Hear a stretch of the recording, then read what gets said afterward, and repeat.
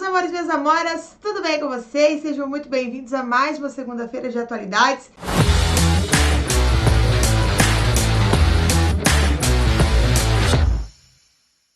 E o assunto hoje é prisão domiciliar no Brasil e o caso Queiroz. Então a gente vai estudar um pouquinho sobre como está a situação do Queiroz, mas o nosso foco principal, a gente vai usá-lo como exemplo para discutir a questão da prisão domiciliar no Brasil. Inclusive, se você estiver fazendo aí um concurso para as carreiras policiais, esse tema é um tema bastante importante, tá? Tanto para cadernos de atualidades, mas principalmente para as discursivas, porque tem vários editais aí abertos que possui aí dentro da sua, dentro do seu conteúdo, uma discursiva com temas atuais. E tem, inclusive, alguns que especificaram temas relacionados justamente ao sistema prisional brasileiro. E, portanto, você precisa saber da nossa aula de hoje. Então, não perca nem um minutinho dessa aula, porque ela foi feita especialmente para você. Bom, então vamos lá agora, começando aqui a falar sobre a prisão domiciliar, o caso Queiroz. Mas antes disso, não se esqueça se inscrever no nosso YouTube aqui, nos acompanhar no YouTube, seguir no Instagram, curtir tudo que a gente posta lá, no Facebook, ouvir os nossos podcasts no Spotify, né? Os nossos comentários no Twitter, aqui o LinkedIn, enfim, gente, nós temos aqui vários canais de comunicação com você, para você não ficar de maneira alguma sem assessoria e sempre com algum aliado para você estudar cada vez mais, cada vez melhor. Inclusive, coloca o dedinho aí e já dá like nessa aula. Bom, então vamos lá começar com a nossa notícia? Ministro do STJ revoga liminar e manda Queiroz de volta para a prisão. Isso aqui foi uma reportagem que foi publicada pelo Globo no dia 13/8, tá?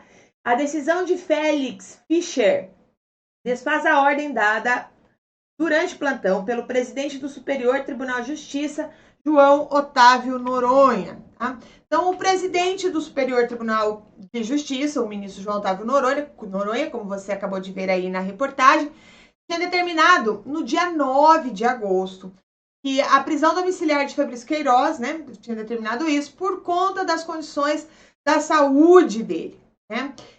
Inclusive, lembrando, né, se você não sabe, enfim, ou esqueceu, o Queiroz, ele é um policial militar aposentado, né, que tem ele luta contra um câncer intestinal. Então, no dia 9 de agosto, o João Otávio Noronha tinha dito assim, ó, o cara tem que ir, né, para casa, cumprir prisão, né? Então, tá bom, assim aconteceu. Depois nós tivemos algumas outras situações, tá?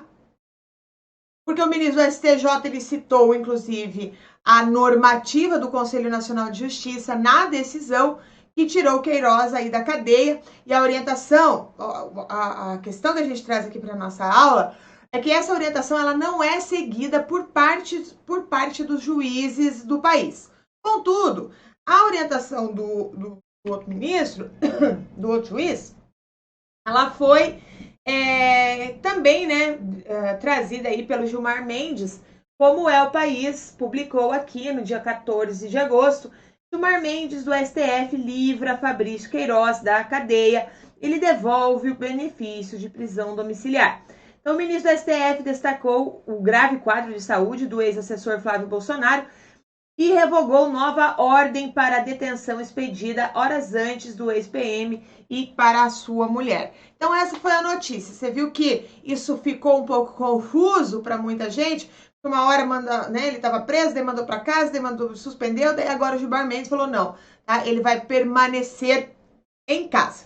Então, essa é a orientação do Gilmar Mendes. Mas vamos lá então. Você deve estar pensando assim, especialmente se você não é da área do direito, se você está estudando para carreiras policiais, mas não é da área do direito, ou se você é um curioso, que nós temos muitos curiosos aqui na nossa aula, e isso é muito legal, muita gente querendo aprender mais, vem buscar conhecimento aqui nas aulas de atualidades, e isso é realmente muito feliz para mim, né? Eu como professora de atualidades, ter tanta gente assistindo a aula, querendo aí saber um pouco mais sobre o Brasil, sobre a nossa situação, sobre as discussões que tem de mais relevância aí, tá?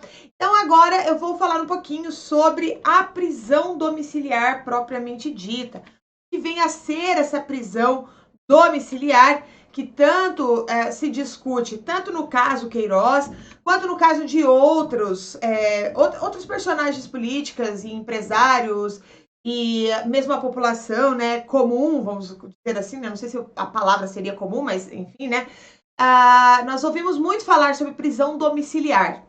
No caso ali da Lava Jato, muita coisa apareceu sobre essas prisões domiciliares e tal. Então, assim, é bem interessante você saber um pouquinho mais sobre isso. E, como o nome sugere, né, o preso, vamos dizer assim, nesse regime, ele tem o direito a cumprir a pena em casa, em regime aberto ou em regime semiaberto. Então, essa é a primeira ideia do que vem a ser esse regime domiciliar, afinal de contas, tá?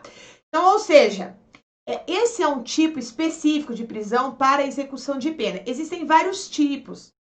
Não é o nosso objetivo hoje trabalhar todos os tipos de prisão. Hoje a gente vai falar somente sobre a prisão domiciliar. Mas então é isso, tá? Vai ficar em casa cumprindo pena.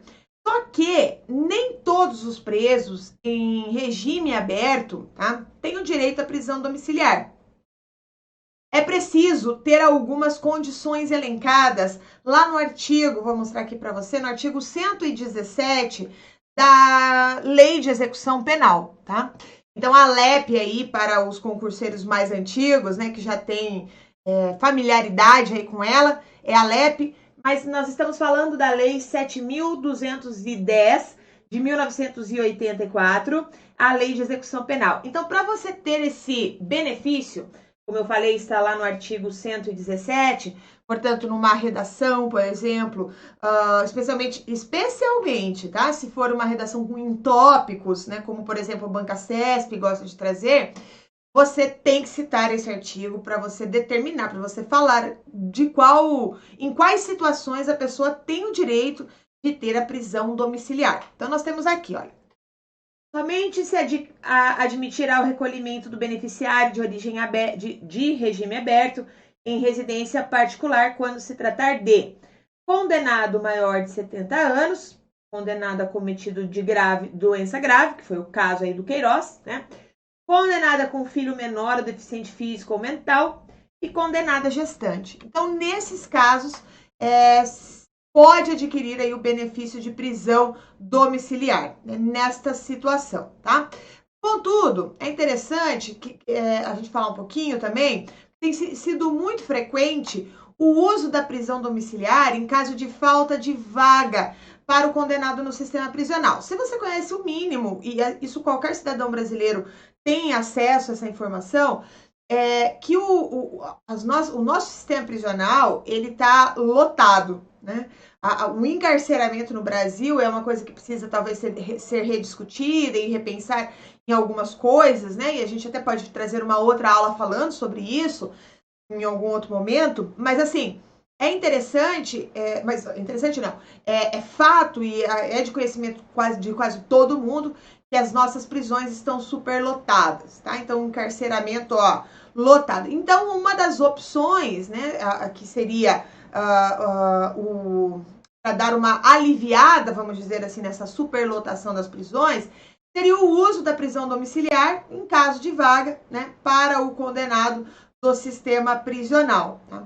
Isso aqui é possível, né? Olha, regime aberto em prisão domiciliar. Então, olha, nós temos aqui, na falta de estabelecimento adequado, casa de albergado, o preso em regime aberto cumpre pena em prisão domiciliar, ou seja, em sua própria residência.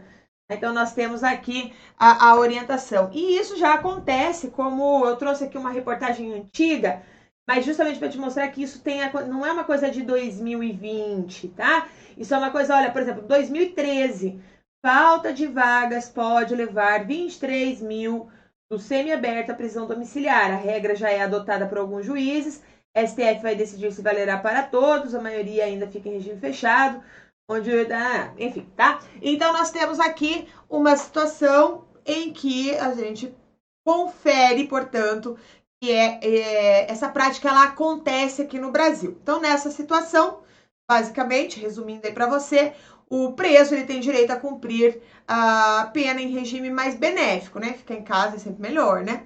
Ou seja, se ele deveria cumprir o regime aberto ou em uma casa do albergado, por exemplo, mas não há vagas, como eu coloquei na tela anteriormente, sei lá, na cidade onde ele vive, não tem, ele pode então cumprir na sua casa. A prisão domiciliar, que é utilizada, na prisão domiciliar que é utilizada a famosa tornozeleira eletrônica. Você também já deve ter ouvido isso nos noticiários, né? Ah, vai para casa, mas terá que usar a tornozeleira eletrônica. É porque isso ajuda o preso, ajuda a polícia a monitorar o preso, como é o caso aqui do próprio Gilmar Mendes, aqui o Estadão publicou, né? Gilmar decide manter Queiroz e Márcia em prisão domiciliar com tornozeleira eletrônica, tá? Então, aqui uma reportagem do dia 14 de agosto de 2020. Em uma decisão de 27 páginas, Gilmar lançou dúvidas sobre a contemporaneidade dos fatos investigados e se Queiroz teria influência em grupos de milícia e no meio político. Então, aí a questão, efetivamente, basicamente, do caso Queiroz, tá?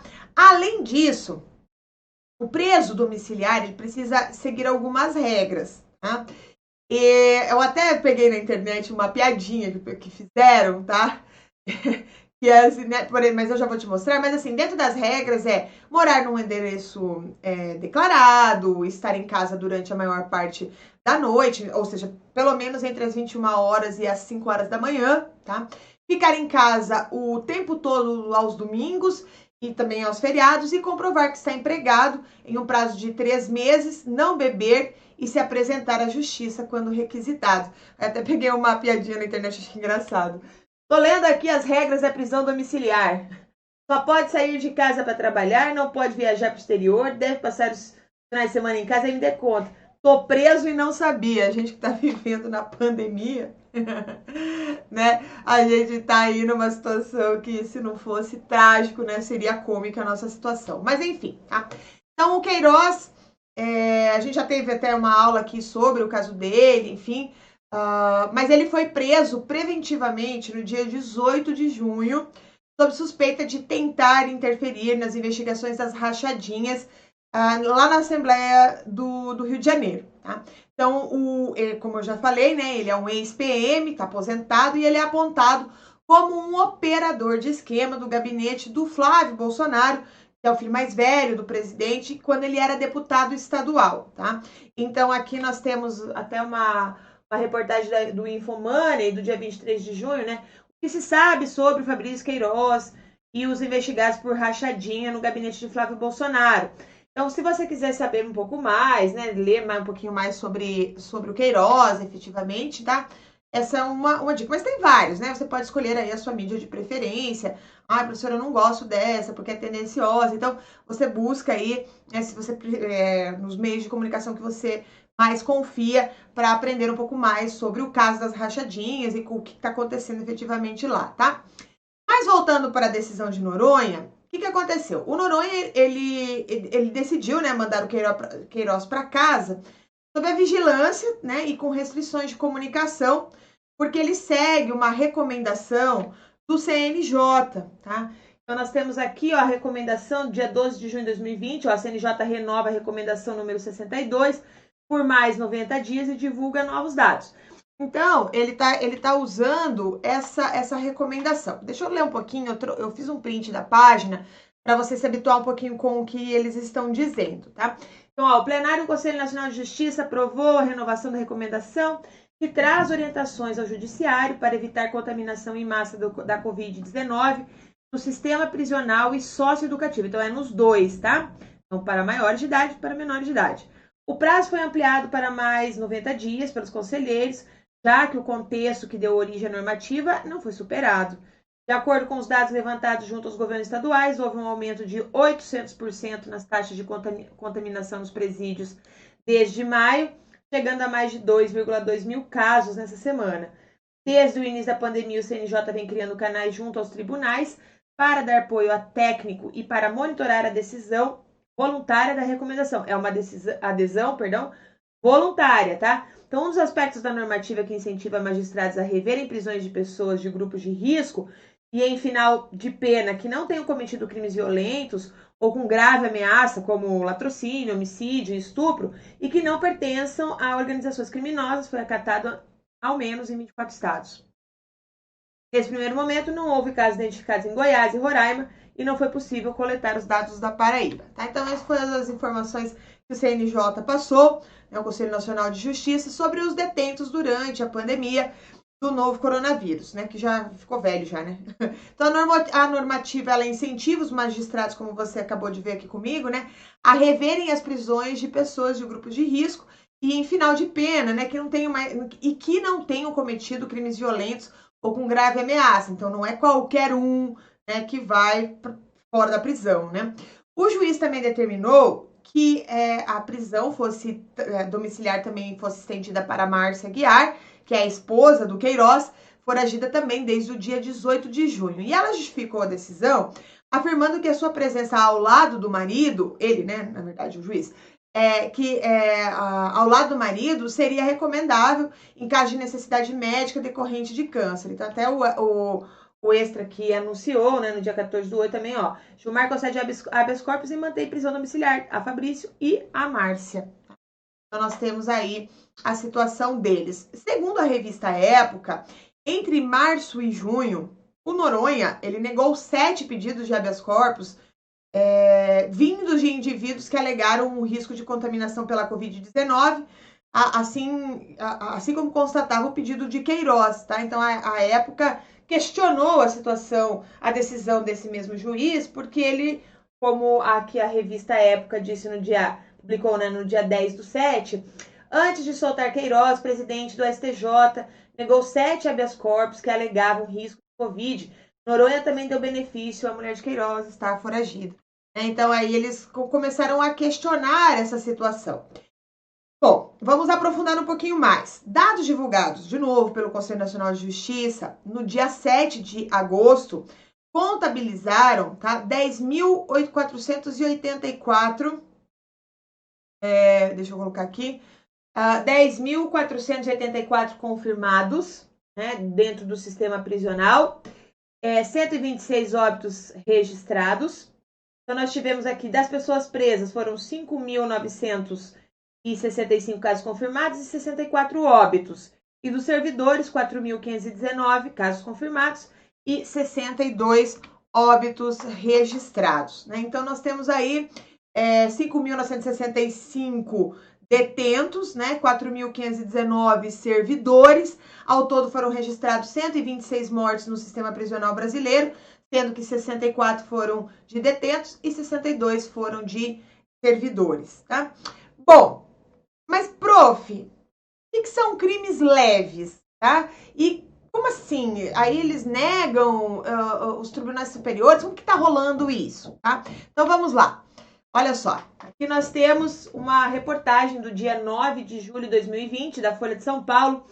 STJ dá prisão domiciliar a Queiroz, mas nega a jovem que furtou o shampoo.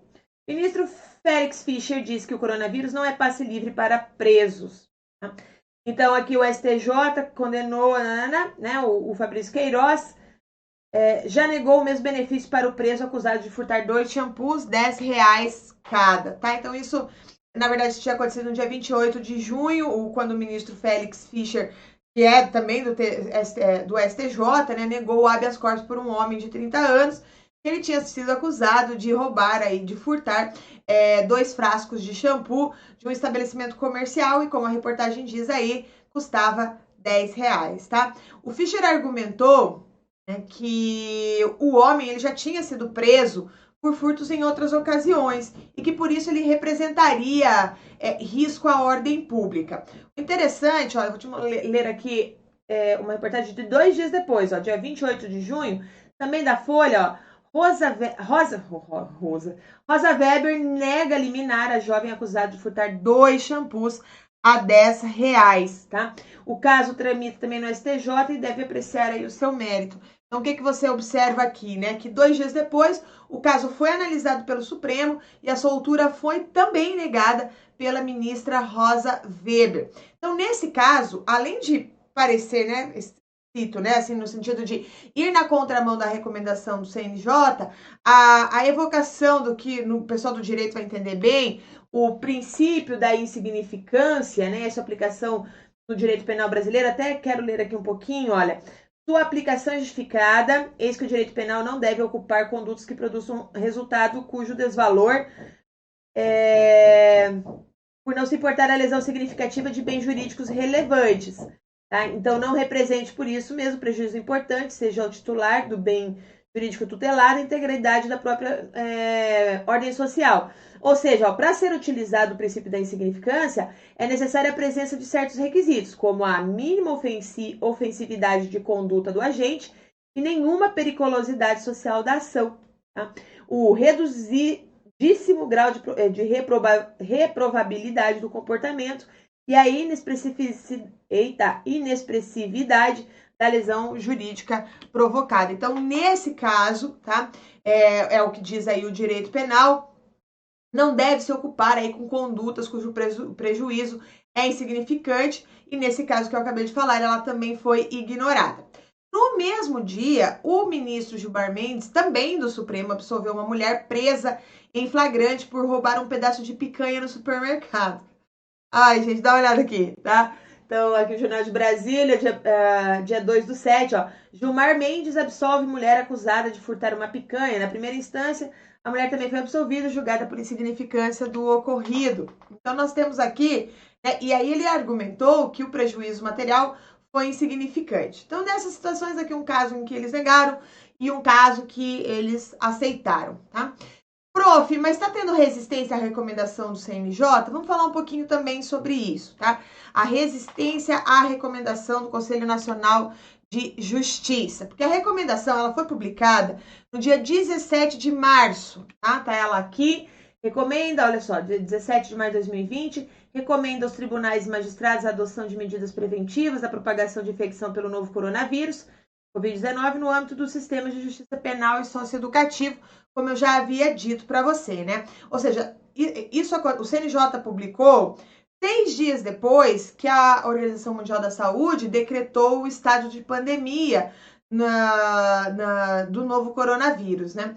E no dia 1º de abril, o desembargador Alberto Anderson Filho, da 7ª Vara do Distrito, deixa eu até mostrar aqui, né?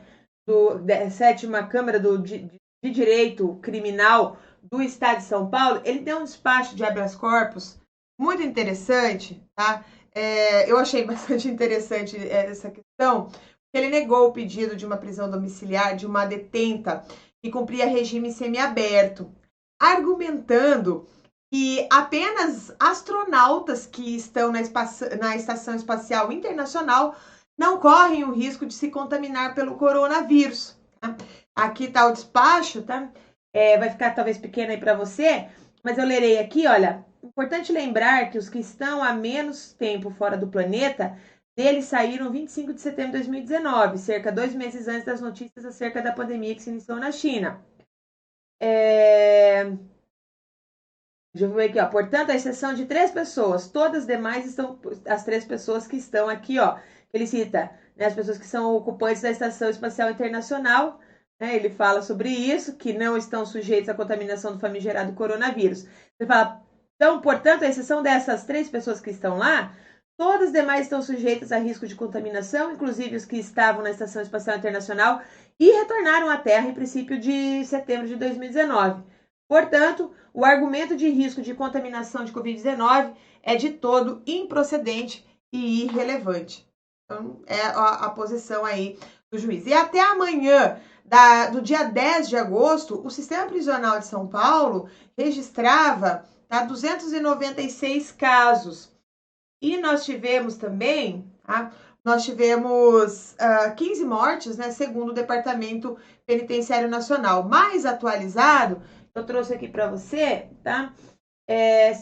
Aqui no caso de São Paulo, 196 suspeitas, a população prisional é essa aqui, o tanto que foram testados, o tanto de recuperado.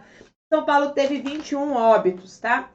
No caso do Paraná, nós tivemos aqui um óbito, 48 detecções, 9 suspeitas, e essa é a população carcerária do estado do Paraná. Se você quiser entrar, tá? Ela fica, né, em vez do seu estado, o DEPEN ele disponibiliza um painel regional sobre o caso do coronavírus, né, e a população prisional. Uma outra coisa interessante é que no dia 3 de abril, Samuel Andrés, que é o juiz titular da segunda vara criminal da comarca, de uma comarca, não lembro agora, em Santa Catarina, ele negou a prisão de 42 crimes de Jaraguá. Acabei de ver a notícia aqui, ó. Jaraguá do Sul, né, ó, juiz nega pedido de prisão domiciliar para 42 presos de Jaraguá do Sul. Segundo o juiz o presídio de Jaraguá possui uma unidade de saúde e adota protocolos rigorosos para evitar o ingresso de disseminação de coronavírus, aqui como eu falei, no dia 3/4/2020. Então, olha, negou a prisão domiciliar para detentos com crimes leves. Temos aqui também a situação de Santa Catarina, né? 88 suspeitos, um óbito, né? 881 detecções, né?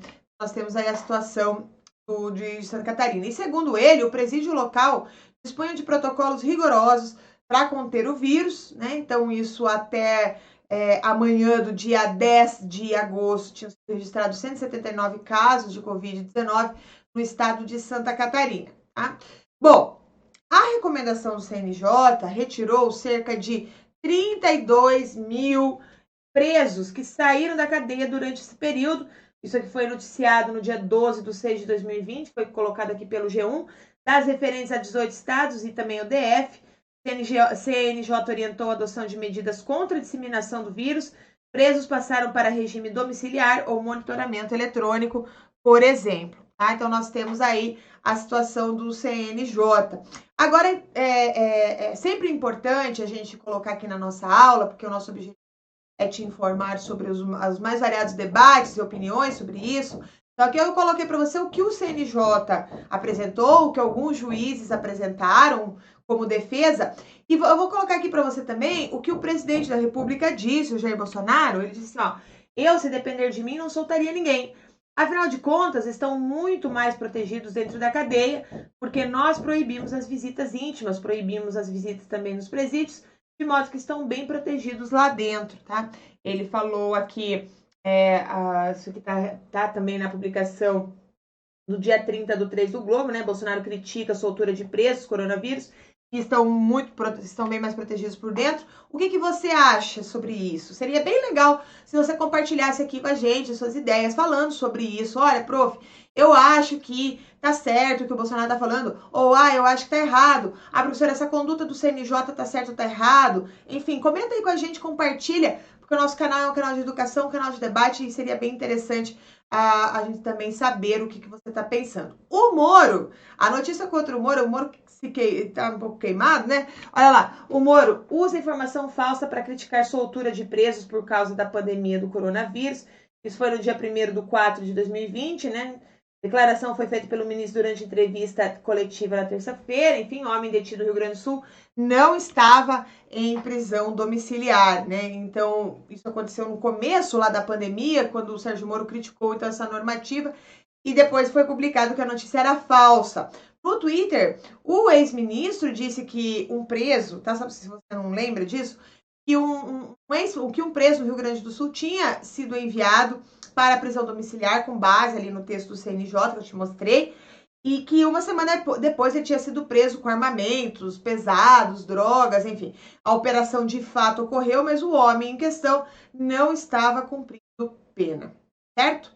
Bom, com relação aqui a alguns dados no Brasil, quero conversar aqui com você um pouquinho, que nós temos a situação do Brasil. A prisão domiciliar, segundo o Brasil de Fato, é uma realidade distante para presos do grupo de risco da Covid-19.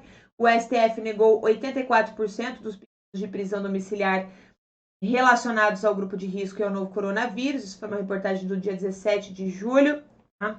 Então, vamos mais aqui. Olha, no dia 6/4, a Gazeta também publicou, o DEPEN estima que 30 mil presos tenham sido liberados durante a pandemia. Então, isso aqui é uma reportagem, dados do DEPEN, né? Então, visa evitar a superlotação penitenciária e diminuir os riscos de contágio entre detentos e funcionários das unidades. Depois, se você quiser aqui, né, eu trouxe um fragmento da reportagem que o próprio DPEM falando, né? Mas olha, considerando o número elevado de pessoas que saíram dos estabelecimentos penais, em alguns casos até mesmo sem a utilização de tornozeleiras eletrônicas, solicitamos que os dados dos presos, inclusive seus endereços de prisão domiciliar, bem como a localização, enfim, aí os cuidados necessários. E nós temos alguns gráficos sobre a população carcerária do Brasil. Aqui, em 2020 saiu um novo número, tá? Esse número já é maior, é mais de 800 mil presos hoje, tá? Mas mesmo assim o Brasil continua sendo o terceiro maior país, possuindo, né, a terceira maior população carcerária. Então, assim, às vezes os alunos me mandam mensagem: professora, um site diz uma coisa, outro site diz outra de número. Não importa, você não precisa decorar esse número, tá, para levar para sua prova. Só precisa lembrar que o Brasil é um dos maiores países de encarceramento do mundo. Atualmente somos o terceiro maior, tá? E a maioria dos nossos presos estão presos sem condenação, tá? Que é uma das questões que justificam a nossa superpopulação. Todos esses dados que eu estou te passando aqui vem do DPEM, tá? A maior parte da população que está no sistema prisional é a população negra, 64% da população que está encarcerada hoje no Brasil é negra. Aí só mais uma outra, né, que compõe aí só para, vamos dizer assim, só para melhorar aí o seu repertório sociocultural, você saber qual que é o perfil da população carcerária, de quem está preso. Bom, então nós terminamos aqui a nossa aula. Agora você já sabe em quais situações alguém pode entrar, pode adquirir aí o benefício da prisão domiciliar. Também você sabe que isso não tem sido dado a todo mundo, isso é um critério que alguns juízes adotam, outros não. Existe uma recomendação do CNJ para que faça isso, mas a gente sabe, como eu acabei de mostrar, que não é adotado por todo mundo. E usamos o caso Queiroz para justamente, o caso Queiroz comparado com outros casos, para mostrar para você que isso é ainda uma decisão do juiz, apesar de estar lá na LEP, tá bom? Bom, espero que você tenha gostado, que você tenha curtido. É muito importante que você comente aqui a nossa aula, que você fale a sua opinião. A gente colocou aqui o posicionamento de várias pessoas importantes do nosso país, e aí você pode compartilhar com a gente o que você pensa, a partir daquilo que você entende de mundo. É muito legal, tá bom? E além disso, a minha recomendação aqui, não é só o CNJ que dá recomendação, não, eu também dou, tá? A minha recomendação é que você faça uma redação sobre este tema, treinando aí para a sua prova, beleza? Um grande beijo e até a próxima segunda-feira.